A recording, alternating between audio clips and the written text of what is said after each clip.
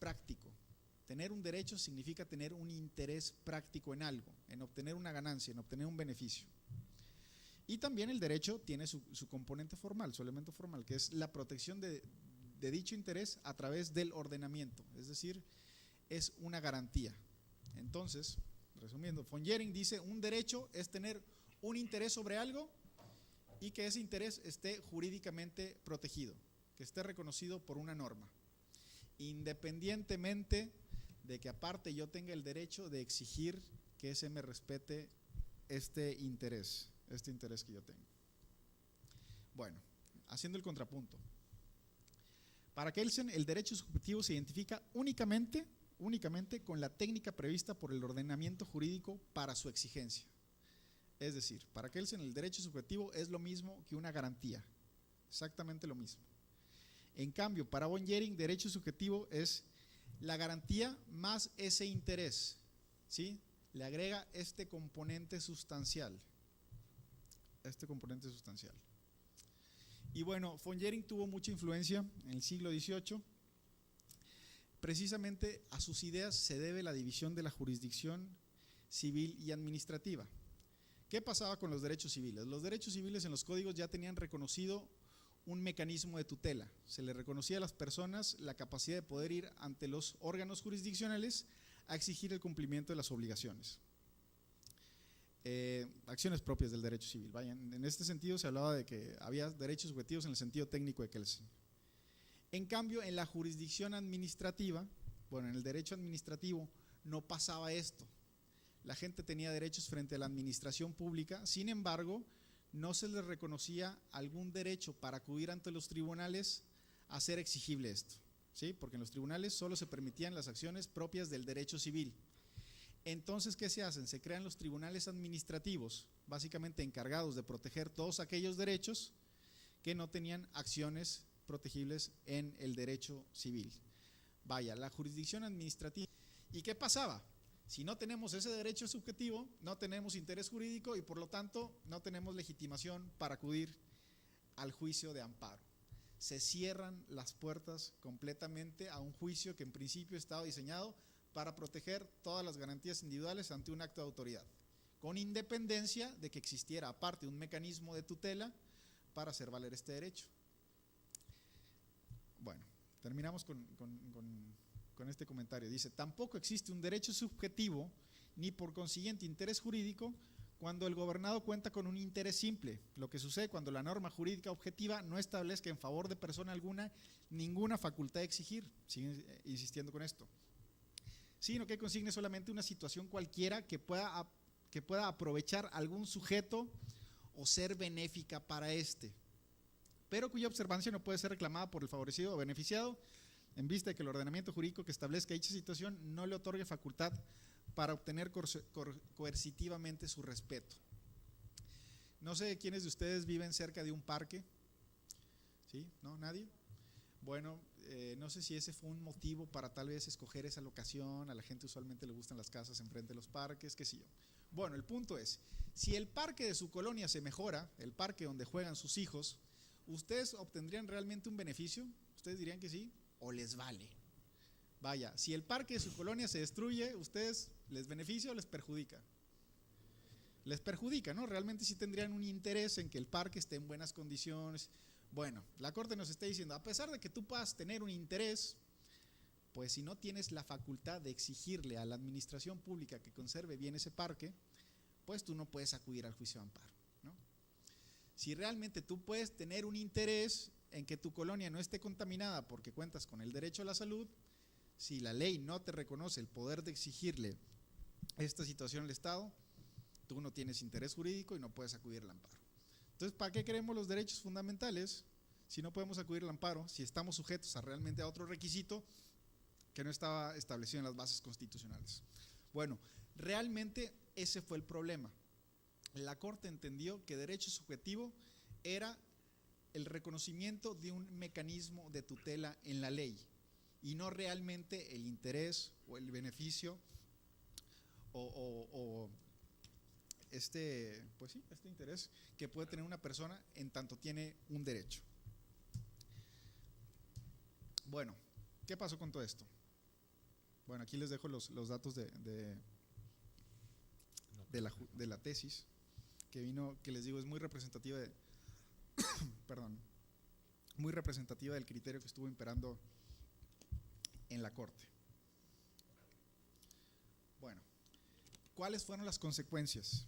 Como les decía, al identificar el interés jurídico con la concepción de derecho subjetivo de Kelsen, es decir, con su garantía, el juicio de amparo era improcedente con respecto a todos aquellos actos de autoridad para los cuales el ordenamiento jurídico no contemplaba una garantía, no obstante que estos pudieran ser igualmente lesivos a sus intereses. Y de aquí viene un corolario muy interesante. Si el acto de autoridad no se dirige directamente hacia ti, no te afecta. Punto. ¿Sí? Si el acto se dirige personalmente hacia ti, pues tienes un mecanismo de protección, ¿sí? En los recursos ordinarios. Es decir, este ejemplo que les pongo del parque, nos diría la Corte, conforme a esta concepción, pues si la autoridad administrativa no se está dirigiendo a ti en qué te puede afectar, ¿no? Ve y reclama cuando se dirija hacia ti. Alguna vez vimos un caso en los tribunales donde una persona estaba rentando una casa en un sector donde toda la banqueta estaba con cajones de estacionamiento privados. Vaya, la banqueta estaba toda regulada con cajones privados de estacionamiento, ¿no? Resulta que cuando esta persona renta la casa, el dueño le dice, no, pues sí, aquí tienes tu cajón, tu lugar de estacionamiento, no vas a tener ningún problema, qué bien. Y pues la persona renta la casa y muy contento, ¿no? Hasta que llega municipio y le quita ese espacio y se lo concede a alguien más. Díganme ustedes, ¿esta persona fácticamente tendría un interés en poder tener ese cajón de estacionamiento ahí en su casa? Pues definitivamente sí, ¿no? Y más tomando en cuenta que no había otro lugar donde pudiera estacionarse. ¿Qué pasa? Y esto es antes de la reforma. Acude al juicio de amparo y le dicen a esta persona, ¿sabes qué? Como el acto de la administración pública no se dirige hacia ti, sino a la persona a la que le estás rentando, que es la legítima titular de ese derecho, pues tú no tienes nada que hacer aquí, ¿sí? A pesar de que tú pudieras obtener realmente un beneficio o tengas un interés en conservar esta situación jurídica, ¿no? Tú no puedes venir a pelearlo porque en tanto el acto de autoridad no se dirige hacia ti, no te afecta. Y pasa lo mismo en el caso de los parques, ¿no?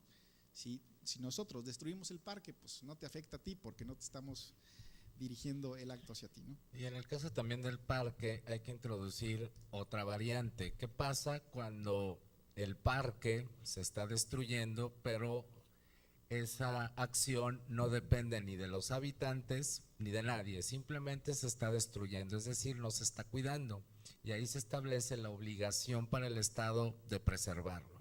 Pero ¿quién tiene bajo ese contexto anterior de interés legítimo, jurídico, el interés jurídico de reclamar esa omisión al Estado? Aquí estamos hablando de actos positivos, pero en el caso que propongo estamos hablando de una omisión. ¿Era factible reclamar antes de la reforma la omisión al municipio, al Estado, a la Federación de preservar ese parque que está en su colonia, en su fraccionamiento? Pues evidentemente no era factible. ¿Por qué? Porque en realidad, decían los tribunales, el derecho que tú invocas no es particular, es decir, no es tuyo en exclusividad, sino es de todos los habitantes de tu colonia. Y como el amparo no protege en aquel entonces intereses colectivos, pues adiós y que te vaya bien. Bueno, y nada más para concluir un poquito este punto, ¿qué es el interés legítimo? El interés legítimo es básicamente una institución que nos dice, aun y cuando la autoridad no se dirija directamente hacia ti, aun y cuando las mismas leyes no te reconozcan un medio de tutela ordinaria, tú puedes acudir al juicio de amparo en la medida en que tengas un interés material en la situación jurídica. Si están pavimentando la calle enfrente de tu casa y le están llenando de baches, te va a afectar, materialmente te va a afectar. Tú tendrías un interés legítimo, no interés jurídico, porque la actuación no se está dirigiendo directamente hacia ti, sino un interés legítimo, ¿sí? Y mi punto es, si la Corte hubiera comprendido bien, desde la óptica de von Jhering, que un derecho es toda situación reconocida por el ordenamiento jurídico que protege un interés con independencia de que aparte haya una garantía, es decir, un mecanismo de tutela, el juicio de amparo siempre pudo haber sido procedente contra toda actuación de la autoridad que vulnerara los derechos humanos o las garantías individuales, como quieren llamarle, ¿sí? Vaya, esta reforma viene a arreglar lo que la Corte a través de una mala interpretación deformó, ¿sí? El juicio de amparo siempre pudo haber sido procedente, conforme a las bases constitucionales, incluso conforme a la ley de amparo. El problema fue que con una mala interpretación se acotó la entrada a este juicio de amparo.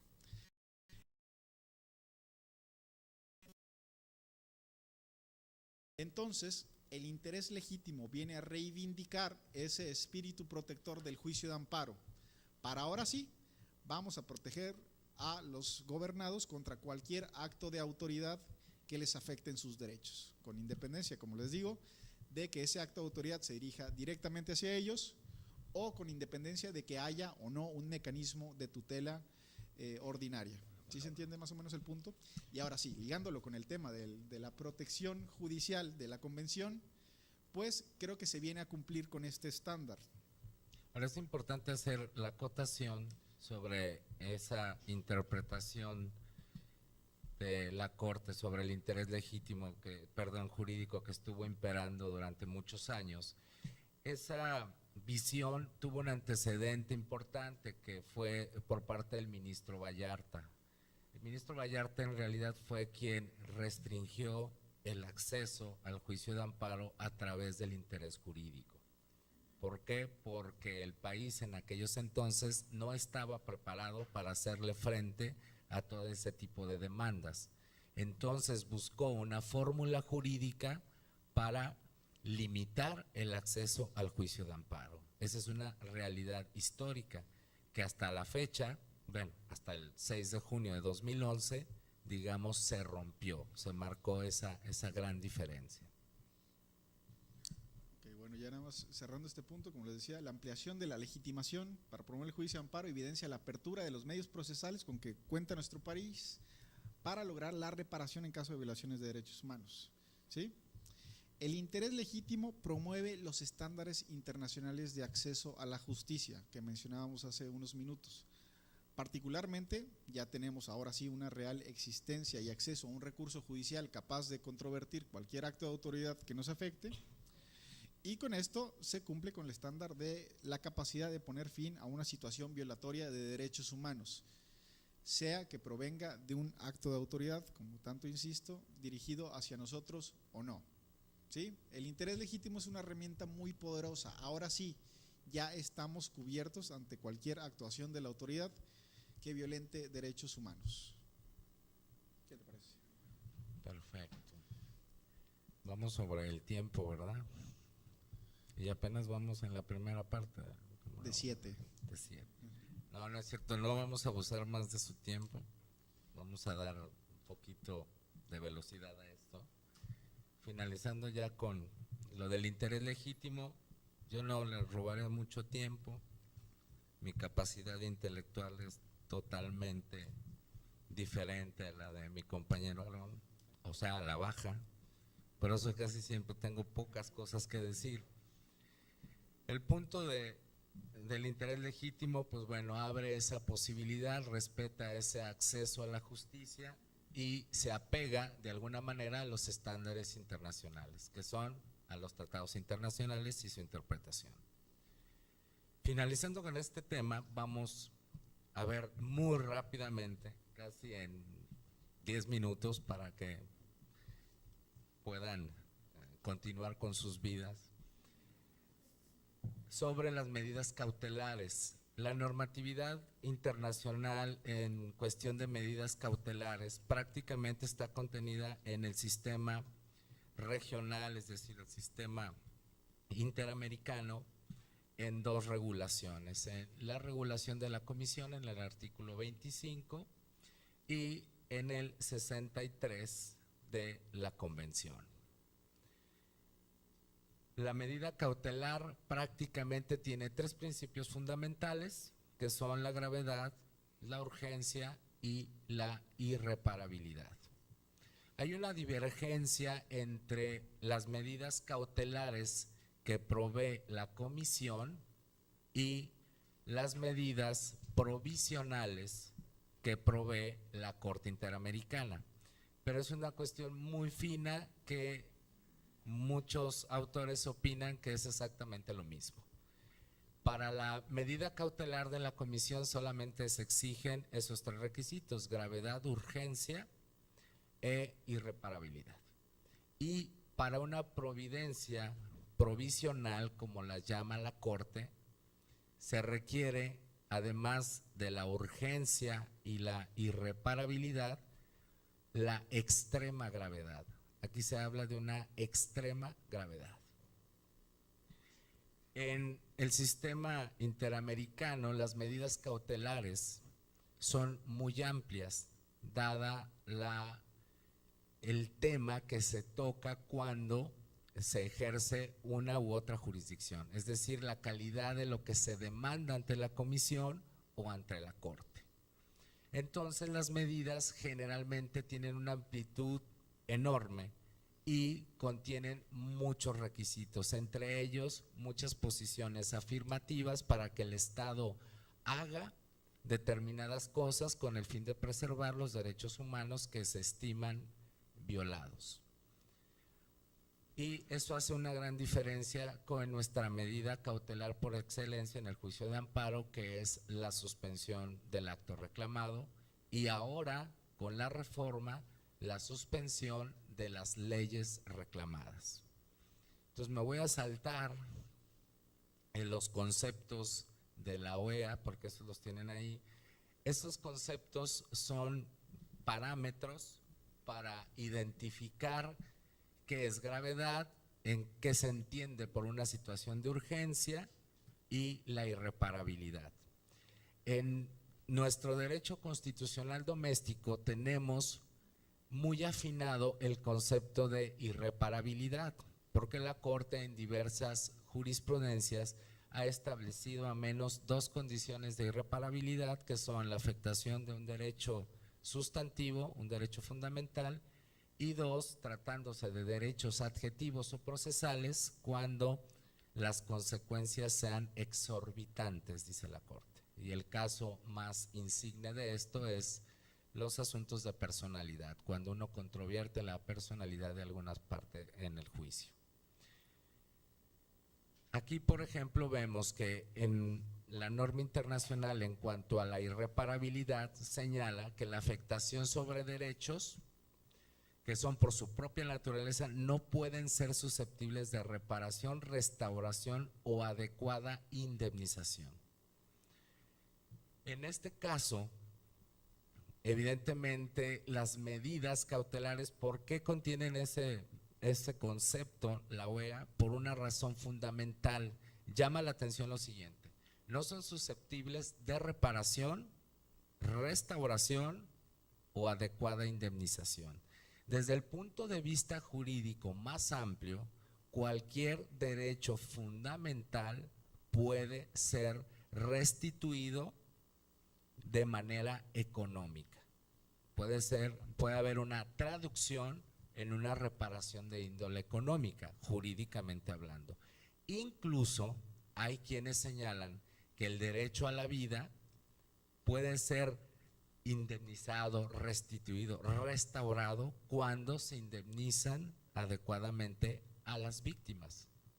Entonces, ahí hay que tener cuidado con este concepto. Las medidas, por ejemplo, cautelares en el sistema americano se generaron para la protección fundamentalmente del derecho a la vida, no propiamente del resto de los derechos, es decir, del derecho al honor, al recurso judicial efectivo, etcétera, etcétera. No, su base está en dos derechos fundamentales: el derecho a la vida y el derecho a la libertad.